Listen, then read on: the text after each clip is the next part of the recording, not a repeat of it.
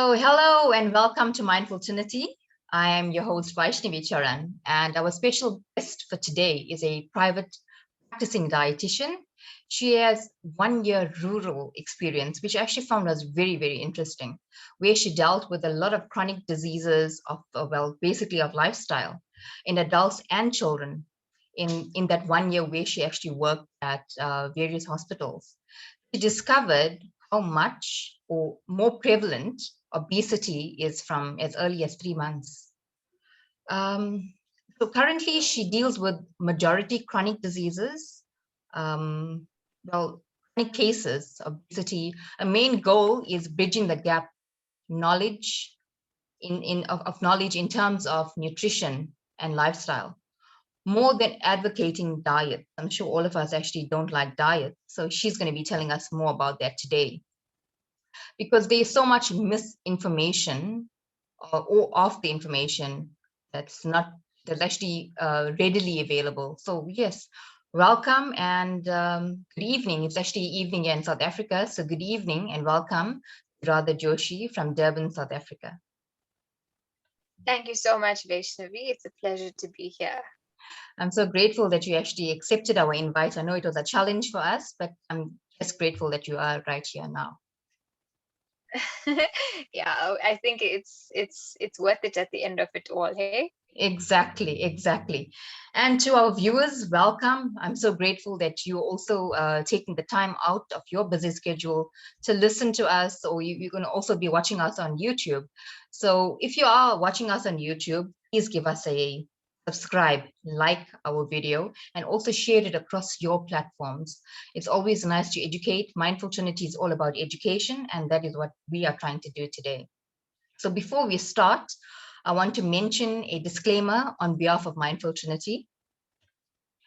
Opinions, views, and beliefs expressed are those of our speakers and do not necessarily reflect the viewpoints of Mindful Trinity or the policies of the company thereof. The content of the show does not constitute any legal or medical advice and is provided for the general insight and guidance. If you require specific legal, medical, or any professional advice, you should contact a specialist or a qualified practitioner. Also, please note Mindful Trinity is a non religious, non sectarian organization, and we are not affiliated to any religious organization. So, again, welcome to Radha Joshi. Um, just to start off with, I think I'm sure all of our viewers as well is also very inquisitive, just like me. You tell us more about Radha Joshi's iPod and what led you to become a dietitian. Okay, so that's actually quite an interesting question. As girls, I don't know how many people would relate to this, but I'm sure quite a few. You suffer with a weight issue or a low self-esteem issue and so on when you're younger. So I was one of those. And I was very unsure as to what I wanted to study. And I just found dietetics on the website very appealing. It was literally that I grew to like dietetics. I didn't know anything about it when I did start studying it. Mhm. After starting to understand more, I started practicing what I was preaching. And that's where it all started, I would say, way after I started studying. So, lifestyle wise, it's really been a journey for me. Mhm. And I think that's what has led me to become passionate about dietetics or being a dietitian, and that to a private practicing one. Mhm. And if you're asking me more about Radha Joshi's Diet Pod, it's as the slogan goes. So it's basically, I just want to reach out to people like how your platform is more education. I Mhm. feel the same. It's eat good, live best. Mhm. It's feeling good. It's about you. It's about you internally, externally. It's all of that. It's about mindfulness, like your show goes. It's about the mind body soul connection. So I think it's more about educating people and helping them understand more about themselves, about their health, about their lifestyle, about their mental state. because that's, I think, that's the crux of a lot of the diseases that we come across in this day and age. So yeah, in a nutshell, that is what it is. Wow, that's very interesting. And I actually liked your slogan on your website, and that's what I actually use for the flyer. For any of you I that see have, that, yeah. yeah. So for my audience, if any of you haven't seen the flyers yet, you can actually have a look at it on my page, or most of my social platforms has it. In fact, all of them have it. Or you can go to Radha Joshi's website. She will actually mention that at the end of our podcast. I'll actually read it out to you anyway. Just basically, she says food connects people around the world, regardless of age, gender, religion, race, or status. And it also connects us to the earth, which I actually thought is very interesting, and it's actually true. Food, when you actually have food at any function, it actually brings more happiness, and I think it gets people together. So yeah. No, 100%. I mean, it's such a normal thing. Wherever you go, people are like, okay, what's there for food? What's the food? Or in Durban, in Durbanite language, they'll speak about what's the chow's like. Yes, So exactly.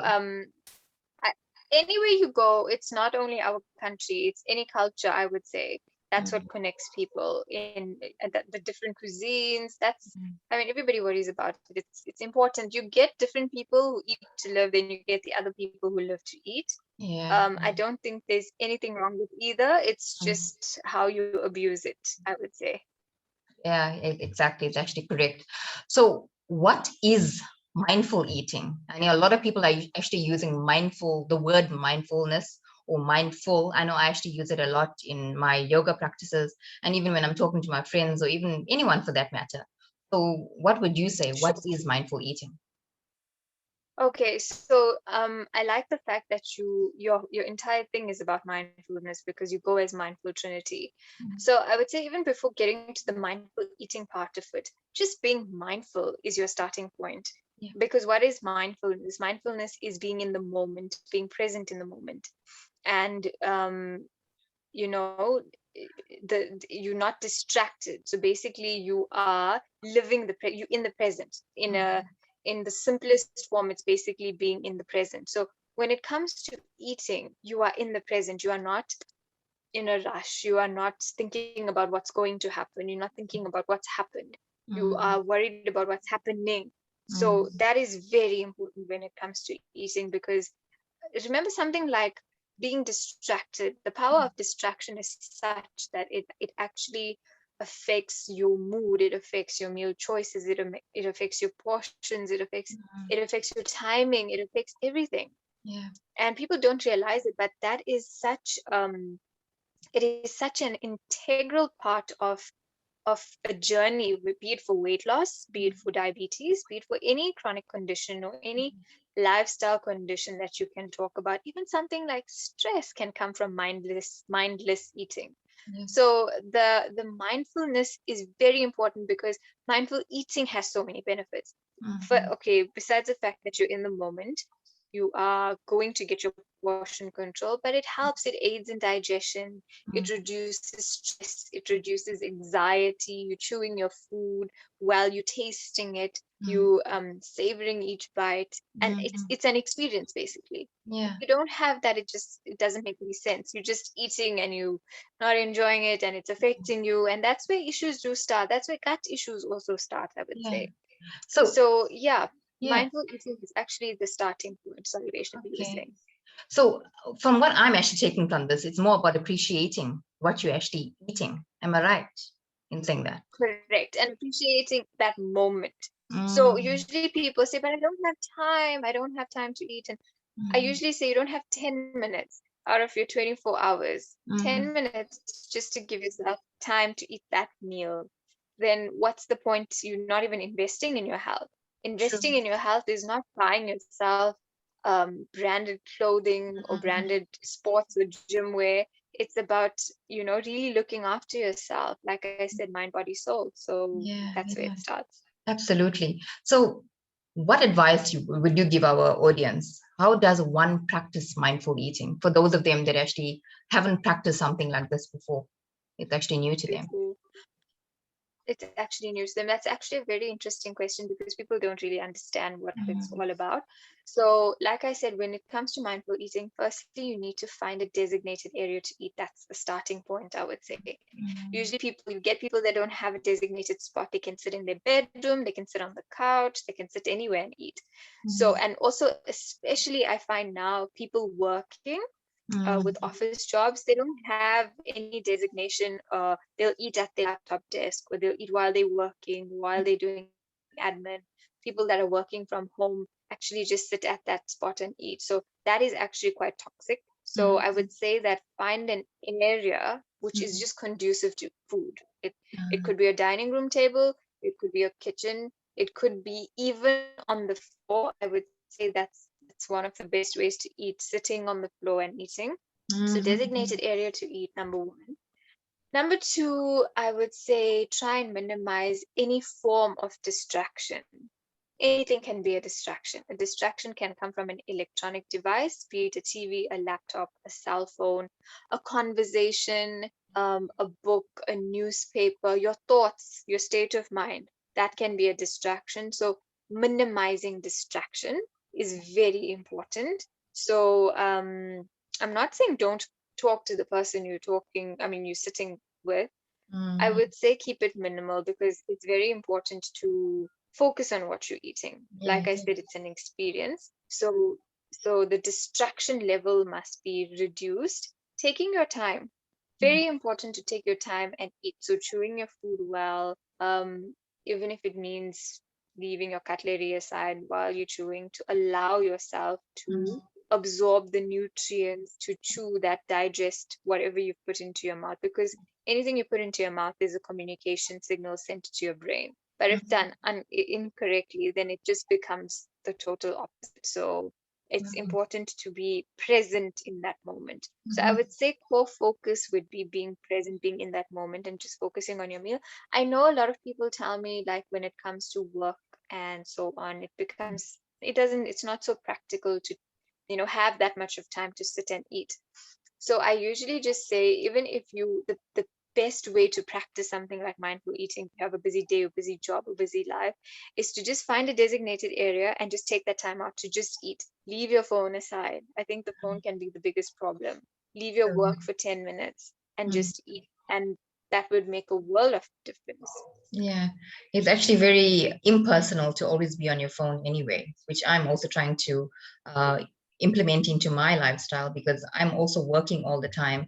And when we spoke about not eating in front of your computer, I actually thought, wow, that's me. I do that sometimes. So I'm going to be We more don't mindful. realize it. That's exactly it.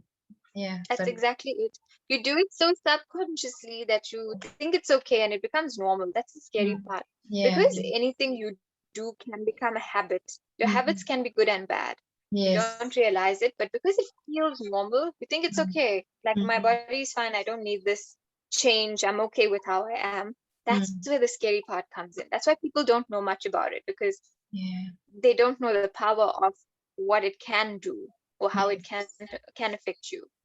Yeah, wow, that's absolutely wow for me. So, what are the benefits of mindful eating? I know there's a lot. So, can you give us just a few? Okay, so like I mentioned earlier, the benefits of mindful eating is basically you will get your portion control because you are eating in the moment. Let me just I usually give people this simple example of the power of distraction. When we go to the movies, we can buy a large popcorn and we are watching a movie and we can finish that entire popcorn because we are distracted. True. But if we have to buy a large popcorn, come home, sit at the dining room table without any TV, it's virtually impossible to finish that entire popcorn. Very true. So you getting in so many unnecessary calories, not only calories, but empty energy foods that your body probably doesn't need, putting your body through hell when you do that. So the portion control is definitely a benefit with mindful eating. That calm feeling. So basically, if your stress levels are low when you eat, your food is well digested. So there will be some sense of hormonal balance then, which is going to benefit anybody who practices mindful eating in so many ways. And also, the experience of tasting, savoring the food is very vital. Because if you have no sense of taste or likes or dislikes or preferences, then you don't really know what your body likes. Remember, your body is in tune with whatever you eat. That's why they say that your traditional ways of eating become very important. Like, I don't believe in completely switching to a diet that is not you, because your body knows best. But your body would only know best if you practice some sort of mindfulness. Yeah, So I would absolutely. say those 3 points are the biggest benefits of the mindful eating.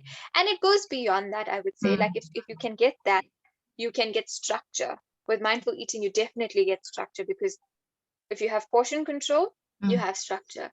If you don't, if you are mindless, you can eat at any time, you can eat at any, you can eat anywhere in any amount, and that just sets you up for, it's like chaotic, it's Yeah. bad.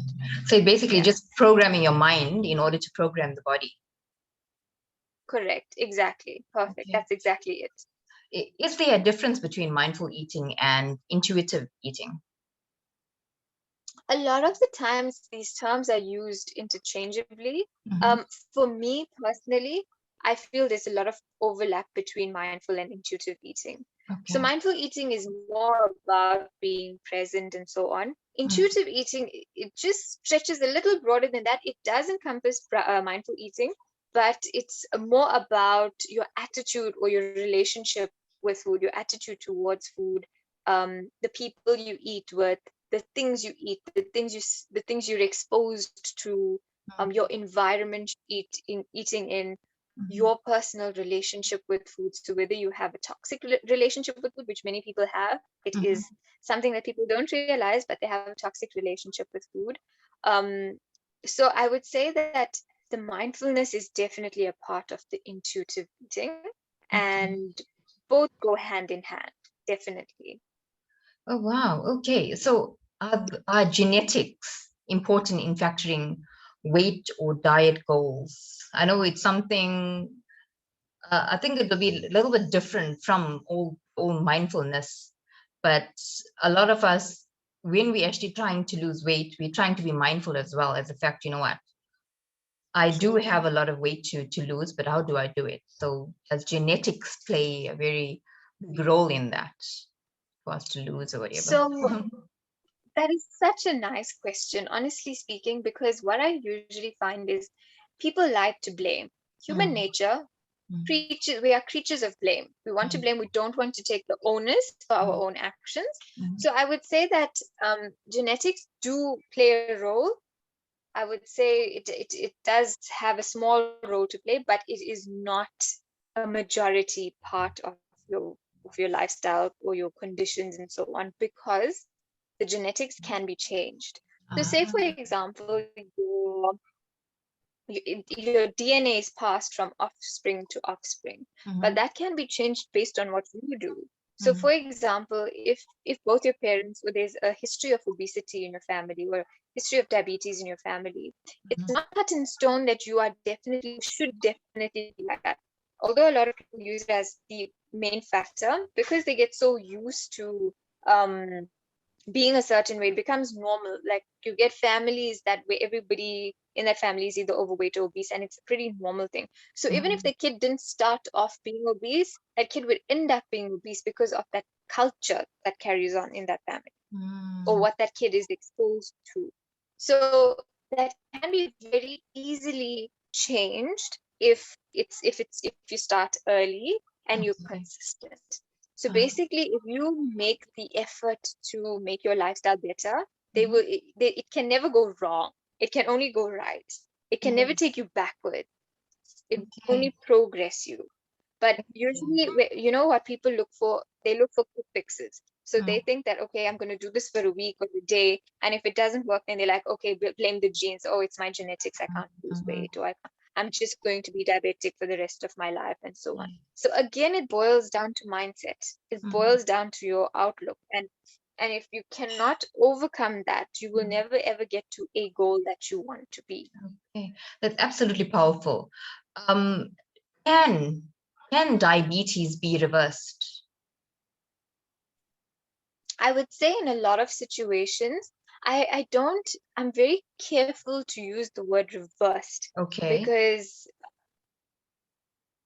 there are there are many people that have had diabetes Mm. and through lifestyle have managed it, but Okay. not necessarily reversed. So Ah, if they okay. maintain that lifestyle, then it's okay. Mm-hmm. But say they just go off track for some time, then they can still have the same problem again. So I would say it can be definitely managed well and better, and you Okay. can live a pretty normal life if you do what you have to do. Okay. But Sweet. reversed is a strong, it's a very strong word to use. I don't want to Mm-hmm. use the term reverse, Okay. but it can Okay. definitely, you can definitely manage it well. Let's just Ah, put it that way. okay. Okay. Awesome. Can you give us some alternatives to junk food? Because I mean, all of us like junk food because it tastes better, and normally the healthier stuff doesn't taste nice. So, okay, so before we even get to alternatives to junk food, so Mm. this is another thing that people don't, they struggle with. They look at food as good and bad. So we do not angelize or demonize food, Okay. because there is no one food that's good or bad. The habits make the food bad or good. So for example, if there's a chocolate in front of you, Mm-hmm. chocolate is not bad. The Mm. fact that you're eating the chocolate every day, or you are eating too much of the chocolate, Mm-hmm. that's affecting you. But Okay. if you can practice moderation, and if you can practice what your body requires, your body will never naturally crave for junk. You Mm-hmm. create your own cravings through what happens during the day. So if you can control that through what you do, through your day, through your activity, through what you eat, Mm-hmm. then you won't see food as good and bad. You Okay. won't even feel the need to crave anything, because we are not dogs. We do not need rewards. There's absolutely no reason why your body would need junk, but Mm-hmm. it's because we are, I would say, in this generation of um certain foods, like if you look at the way foods are right now, they're not the most organic, they're not the most natural, they processed, they have additives, they have preservatives and so on. Mm-hmm. So that makes it tastier. That's why people want more. So it's addictive. It's like a drug. It's addictive. So if you can manage your habits and your patterns, and firstly get to the root cause of why you're eating a certain way, then the way you see certain foods would change. So that's number one. Number two, if you're looking at alternatives, so you can do Mm-hmm. simple switches between the different types of food. For example, what you stock up on is what you're going to reach out for. So let's look at snacks. Usually people want to snack on chips, chocolates, cakes, biscuits, comfort, right? That's what people feel good about. So firstly, control your shopping. Never go Mm-hmm. shopping when you are hungry. Never shop when you're thinking about food, because you are going to buy the wrong thing. Don't impulse buy. Take a shopping list, work on a budget. So Yeah. that's where it starts. And if you can do that, then you will be stocking up on the right things, and you will be reaching out for the right things. So the better things that I would suggest, like if you're looking at snacks, would be stocking up on things like fruits, nuts, seeds, yogurt. Mm-hmm. Um, if you're looking at complex carbohydrates, like a simple switch between a sugary filled, or a chocolate chip cookie versus a Provita or a cracker. They both are processed, but you have to look at which is the better devil. So the better devil would be like a Provita. If you're looking at brown white bread, simple. You just switch from brown to white, or from white to brown, or white to seeded, because that's what's going to help you in a small way. Not majorly, but it's going to help you. Any small change is going to benefit your body. So it's not about going big and doing the big things. It's about taking the baby steps to make that big change. And then you have like simple things like your drinks, not keeping too much of your fizzy drinks in sight. Even things like juices, sometimes the juices actually are much worse than the fizzy drinks that you get. So if you cut that off and you don't see that in your pantry, you're not going to actively go looking for that. If you're craving for it, you will just have what's there. So I would say that those are the main um, yeah, those are the main options, I would say. How much protein does one need per day? And what are the good sources of protein for those that are interested in going the healthier route? Okay, so if you're asking me how much of protein, to be a bit technical, it's usually 0.8 grams per kg per day. But Oh, this is for a normal person.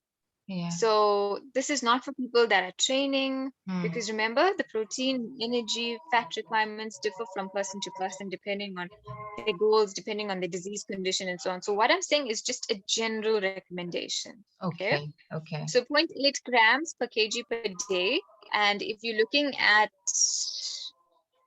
for sources of protein, there's so many sources of protein. People only think the protein comes from meat, or the Mm, protein comes from limited sources. A lot of the foods we eat have protein in it in some form or the other.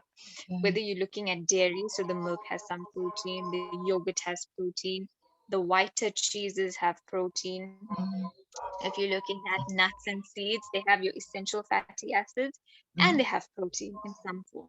Okay, so your different nuts, people usually shy away from having nuts because they think it's saturated in fat. Yes, mhm, a lot of the nuts do have a lot of fat because that's what they're usually made up of, but they do have some protein as well. And they're important mm, because you do need a certain amount of each nutrient in your body. You don't completely cut out anything. mhm, So yeah, nuts and seeds, and then obviously your poultry, your meat, so your chicken, your fish, your red meat to a certain extent. Your veg sources of protein would be your lentils, your legumes, mm. amazing sources. You do get different types of certain proteins are much more bioavailable or better absorbed than other proteins. But that Okay. doesn't mean, like, a lot of people have this mentality that if you're vegetarian, you don't get enough of the right protein. Mm, Yes, vegetarian sources of protein are incomplete, but mm. once they're paired up with the right foods, they become complete proteins. So it's Oh, all about how you're plating, what you're eating, how you're eating, all of that. okay. And yeah, then you get your external sources of protein, like your whey protein, depending on whether you're training or whether you need an extra source of protein because you're not getting it in from your diet. Then you can take supplements for that. That's also okay, but obviously under supervision. Okay, okay. So I guess that's the only time I mean, our audience must see a dietitian in order to get the proper guidance, to go about doing that. Am Correct. I right? Yeah. Okay, cool. Correct. Correct. So is carbs good for us? I know a lot of people when they're going on the diet or they trying to lose weight, they just cut out carbs completely and they see a difference in their body. But I've been told and I've also heard this many times and also read it many times as well that once you actually eliminate a certain nutrient or whatever from your diet, you actually suffer with you actually suffer with other ailments in the body because you're actually missing out on the nutrient that you need. 100%. I would say the minute you do something drastic, like I said earlier, Mm, every nutrient has a role to play, macronutrient to micronutrient. So carbs form part of your macronutrients, okay? So a lot of your energy comes from carbs, be it for your brain or for your body. That's your main source of energy. So okay. you don't ever cut out carbs, carbohydrates. You get carbohydrates in different forms. Like, for example, fiber is a type of carbohydrate, such the form of carbohydrate, and you need them. So you get the basic simple versus complex carbs. So your Mm, simple carbs are the more problematic ones. So when we look at cutting out carbs, we don't cut it out as a whole. A lot of people do that, especially with like keto and banting. A lot of the times the carbs completely eliminated, even in the form of a fruit or a veggie. So I would say the source of carb is very, very important, and how much you're having is very important. So your simple carbohydrates will be more like your table sugar, your pastries, your biscuits, your processed, your confectionaries, all of that would be your simple or your white bread, all of that would be your simple carbs. Your complex carbs are carbs that take a longer time to digest and they don't really increase your blood sugar levels so quickly after eating. So that would be more like your fruits, your veggies, your legumes, your whole grains, and so on. So they are important. They do have vitamins. They not only just starch, carbohydrates, they have other nutrients in it. They have other micronutrients in them. So the minute you're taking that out, you're going to have an imbalance of nutrients. Then you're Okay. going to try and compensate in another area, because carbs are also needed to keep you fuller for a longer time. It gives you satiety. But if you don't have, if you're taking one thing away, there's going to be an imbalance for sure. Okay, awesome. So, what are your thoughts on intermittent fasting? I know that's actually a trend right now. Everyone is trying to go that route, or being told to go that route. But what are your thoughts on it? So intermittent fasting is like a glorified term used for fasting. um, it's a trend now because remember, the nutrition industry is such that there's always going to be a trend. That trend will last for a while, gain the limelight, and then it will go bad, and then it'll be the complete opposite of what was trending. So that's trends for you, and people need to be very aware about that. So today something can be good, and tomorrow it can be bad. So what are you going to do? You're just going to switch between what other people, have an idea about. And another thing about something like a trend, like intermittent fasting, it's very it's very geographical location dependent, because different countries, different populations, different genetics, different needs. So different things work for different people. So it might work for a particular population, but not necessarily you or your population. So with intermittent fasting, you get so many different types of intermittent fasting. It does have benefits on the body, but if you don't know what you're doing, it can very easily become a bad way of life, because you basically, the most common type of intermittent fasting is your 8 hours. It's a cycle between eating and fasting. So basically it's about 8 hours of eating and the rest fasting. So you only eat your first meal in the day at like just before lunch. Okay, so what happens with that now is you are completely messing up your routine from the morning, which will affect your appetite in terms of portions. And you're compressing all those meals in a shorter space of time. So yes, you might be eating less, but remember, when you're eating less, you're also missing out on nutrients. You're leaving your body cells craving for nutrients, because you might have been eating something good in a normal situation, but now because of the intermittent fasting, the meals are too cramped, you tend to eliminate certain foods unnecessarily. So I would say, especially for like diabetes and so on, I wouldn't really recommend it, because that would really affect your blood sugar levels. It will fluctuate your blood sugar levels.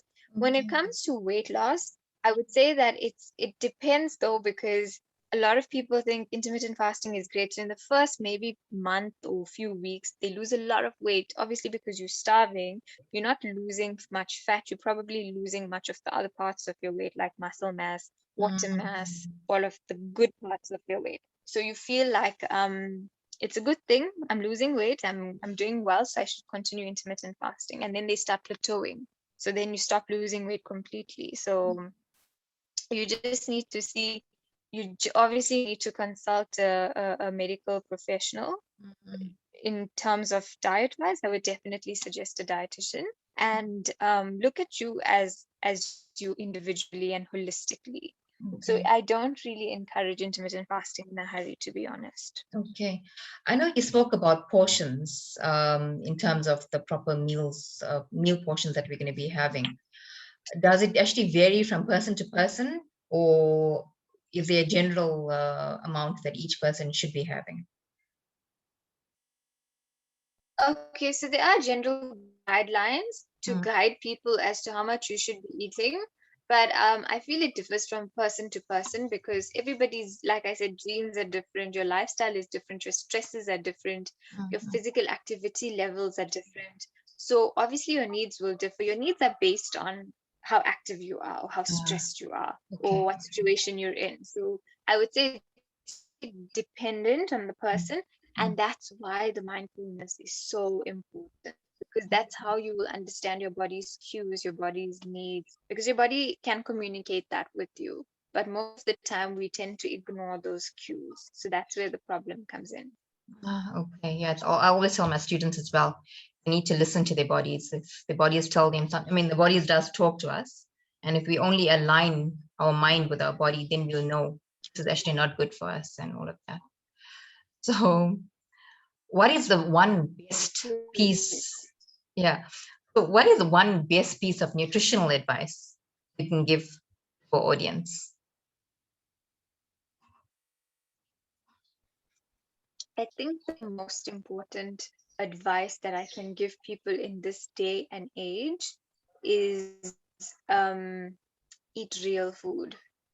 I think that's the biggest problem that we have. And when I say real, I mean the closest thing to natural, in the sense that whenever you look at a food, you always ask yourself, what has that food gone through to become that food? And if it's the furthest thing from its natural state, then that's what you want to stay far away from. Another thing that I would also like to say is be present, like the whole mindfulness um, slogan is going. Be present, eat. It's all about not only what you eat, it's who you eat with, how you eat, when you eat, your environment. So you are, it's definitely you are what you eat, but you need to make sure that it's everything, all your boxes are ticked. So that the one thing I would say in conclusion is is when you're looking at any change or dietary change, you always look at it, or lifestyle change, you always look at it holistically. So holistic approach and mindful approach. I love that. Absolutely. Wow. Very amazing. You really wowed me today, and I actually learned so much from you. Thank you so much. Thank you. I'm really, really grateful for this. I think as life goes by, we tend to forget the things that actually mean most to us, like food. We want to actually get the fast and easiest thing that we can get our hands on, instead of taking time and preparing it. And like now, you actually me even further. How far did that? How did that food actually get the way it was? I mean, I never ever thought about it like that before. So yeah, thank you. Thank you so much. How can the public find you, and where can they find you? I know you're at the Virgin active in Amshlanga, but on social media or any other place where our audience can find you? Sure. Yes, definitely on social media. I have an Instagram handle, Radha Joshi Dietitian, and I have a Facebook page, and I have a website that goes as www.dietpod.co.za. Okay. And my contact details are all on the website and the social media page. So they can just reach out to me, and yeah, that's fine. Okay. Thank you so much, Radha. We really, really enjoyed our session with you today. And thank